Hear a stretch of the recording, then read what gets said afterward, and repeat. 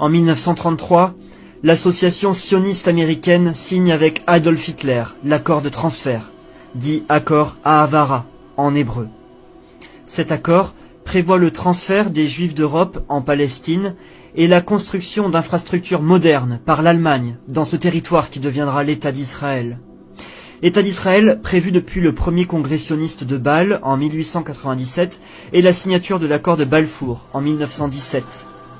Aux commandes de cette opération, on retrouve Lord Lionel Walter Rothschild, financier de la City de Londres et premier financeur du mouvement sioniste.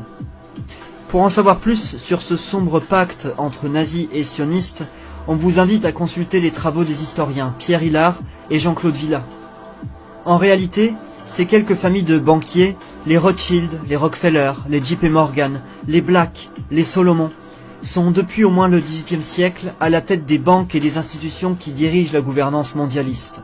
On les retrouve derrière la Banque des règlements internationaux par laquelle transitera l'ordre des nazis. On les retrouve derrière le Council on Foreign Relations, la Réserve fédérale américaine, la Banque mondiale, la Commission trilatérale. Et s'ils ont collaboré en sous-marin avec les nazis, c'est qu'ils partagent en réalité une même spiritualité, un paganisme primordial opposé au Dieu de la Bible.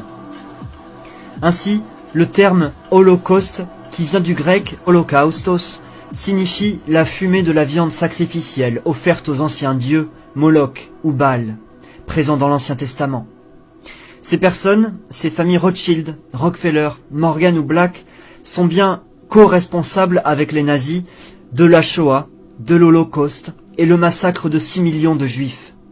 Ces personnes, qui se font certes passer pour juives, sont en réalité les plus grands antisémites de tous les temps.